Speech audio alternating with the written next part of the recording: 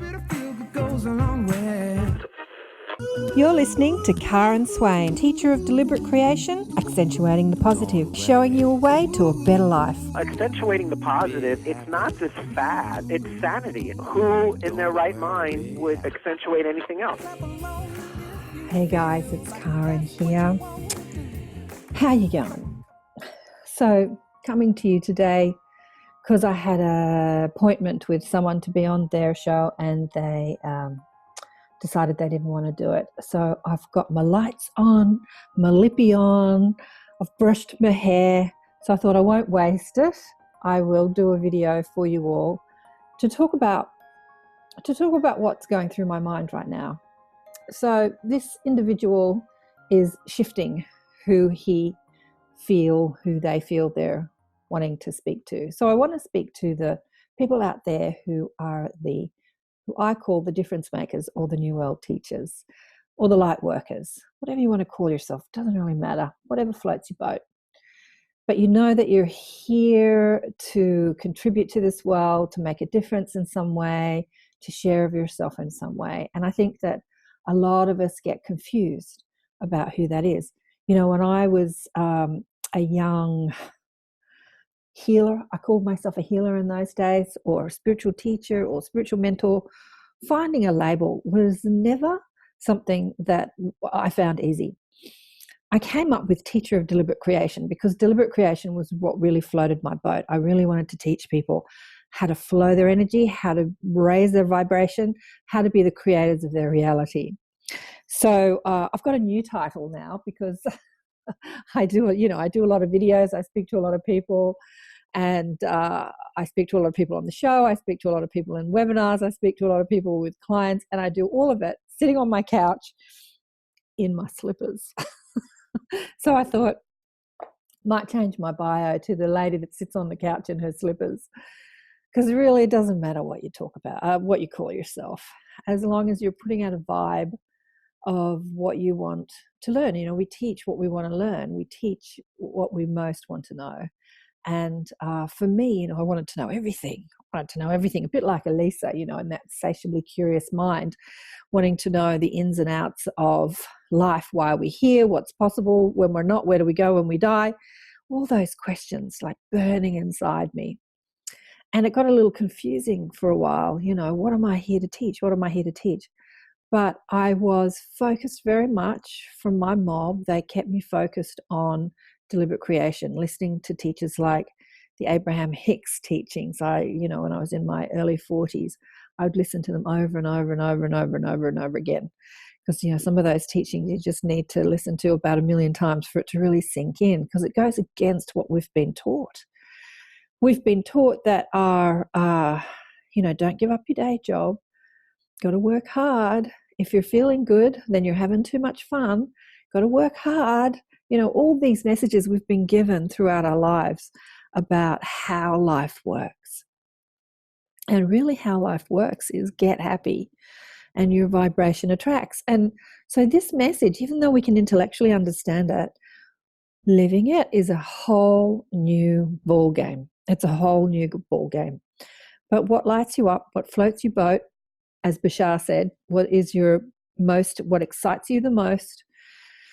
Joseph Campbell, follow your bliss. We've had teachers, Jesus Christ, heaven is within you.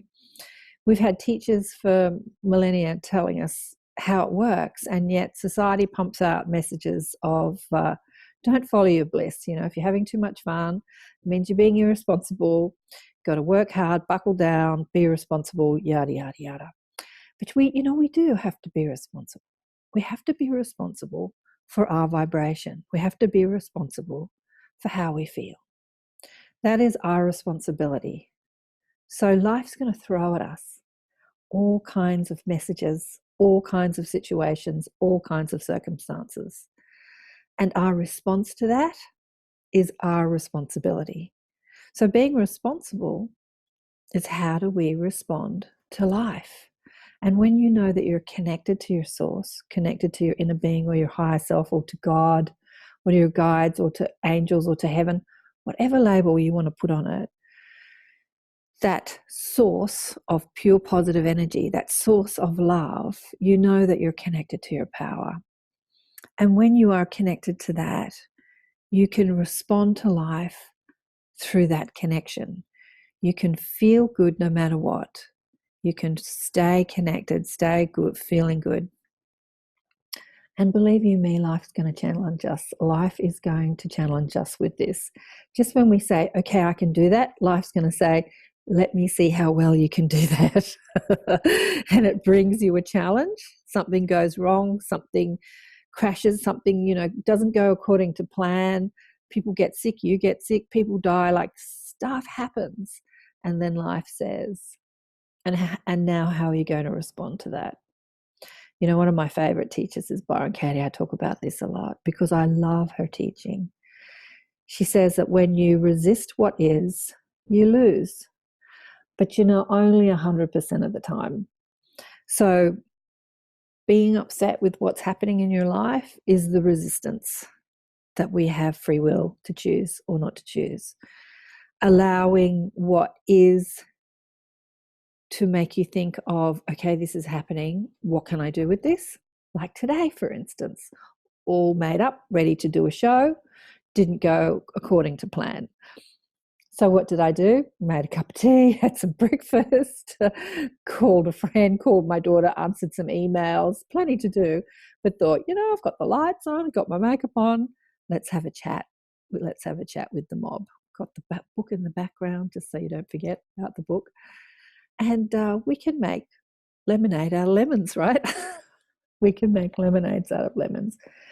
So the conversation I was having with this individual was a really interesting conversation. He was saying, I'm sick of talking to people who are listening to me, who are so up there in the clouds. They want to talk about life after death. They want to talk about aliens. They want to talk about Kundalini experiences, but they're not grounded in any way. And I'm sick of talking to the ears that are not listening to what I've got to say. Yeah, he's right. People are not grounded, most of them. Think of amazing teachers like Jesus and Buddha and Muhammad and Gandhi and incredible, incredible spiritual teachers that have come to our world. And what people do with their messages. What people do with their messages. I remember thinking about Jesus coming as a prophet, as a teacher, as someone here to enlighten humanity, and how Christianity was formed up around his message, and all these offshoots of Christianity. You've got the Catholic Church and the Protestants and the this and the that and the Seventh-day Adventists. There's like a million of them, right? And they're all fighting amongst each other. And then the Christians don't like the this and they don't like the and oh my God, the born-again Christian. And what people have done with his message. As teachers, bringing a message of connection and enlightenment, we have no control over what people are going to do with what we say. We really don't. What we do have control over is how we respond to it, how we respond to life. And that's all we need to worry about. We need to live our message. We need to teach by example.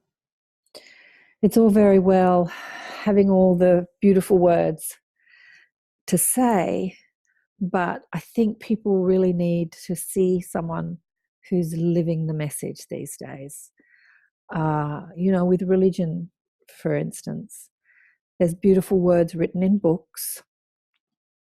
Excuse me, just had breakfast. Shouldn't eat before I do these things, always get indigestion. Anyway, there's beautiful words written in books. The Bhagavad Gita, the Quran, the Bible, the Upanishads. There's amazing wisdom written down in books. And people are reading it and starting out A Course in Miracles, and everyone's fighting amongst each other about who has the right words and what's right and what's wrong. But to see someone who's living what they teach, that's really powerful. So as teachers, and I know you all are who are listening to this because they're the people that I attract, our work is to really live what we know. It's not easy. I was teaching it for years and not living it, and everyone was pointing at me, telling me I was a hypocrite. And they were right. But It's not to judge it when we get it wrong either. So we know stuff and then we don't do what we know.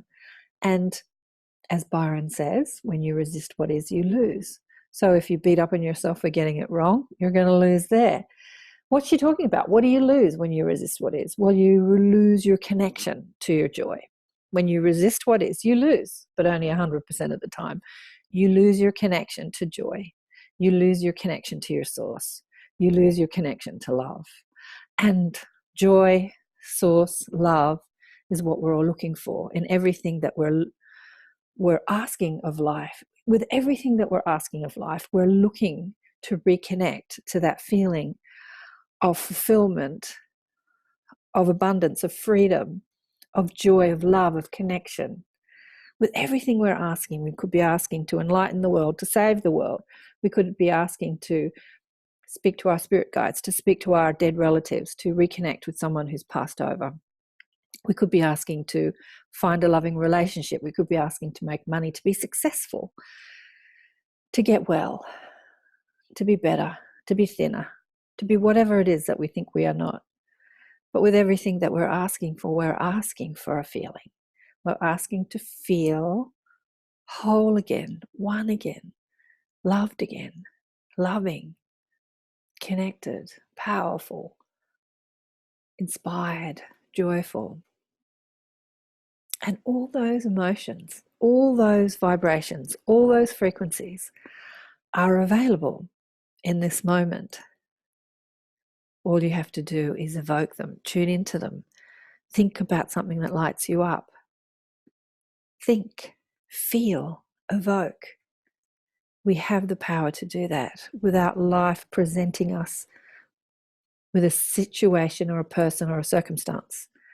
We have the power to feel good in this moment. Joseph Campbell said, the power to choose thought is a spiritual power beyond superstition, beyond dogma, beyond, what else did he say? I'll have to get that quote. It is a power that every human has. The animals don't have it, that discerning power to, excuse me, to think in a way that feels good. You know, animals work on instinct. They react. They're fearful in the moment, but then the fear doesn't linger. Maybe some animal tries to eat them. They run away. They escape, and then they're happy again. They're like scared in that moment. Then they escape and they're happy again. They kind of go back to their default setting of peace, joy, most of them. Maybe not the domestic ones. Sometimes you can get dogs that are trained into being angry and grumpy all the time, or cats or domestic animals. But usually we do that to them. They take on our dominant thought forms. They take on our vibration. But we as humans, we have choice. We have choice about how we think and feel. And in any moment, we have that choice to choose a loving thought, to choose a connected thought, to not judge, to find the gift. Maybe it's not your first thought. You might see somebody and you might go into a judgment straight away. I do it all the time, right? I've got this really critical mind. I was brought up criticizing. Everything was wrong with everybody, including me. I think I criticized myself the most.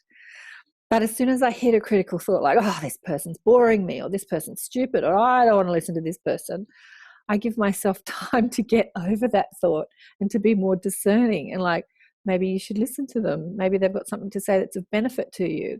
They're in front of you for a reason. They came to you for a reason, whether it came on a YouTube channel or a person in front of you or someone's connected with you. When you argue with what is, you lose, but only 100% of the time.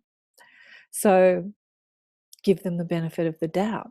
Open your ears, listen with your heart, get out of your head. This is what I do with myself all the time. My critical thoughts are still there. And sometimes I do listen to them if I'm in a hurry and I just go, oh, I don't want to listen to this. Just turn it off. And sometimes I give them the benefit of the doubt. And as I keep listening, I start to hear what people are really saying outside of their mask, outside of what they're presenting. And it speaks to your heart. You know, life is bringing you gifts in every moment. This present moment, oh, I know this is a cliche, but I'm going to say it. This present moment is a gift. It's a present. It's a gift. Every moment is a gift. a present. I know, cliche, but true. Every moment is a gift. Can we see everything as a gift? What's turning up? What's turning up?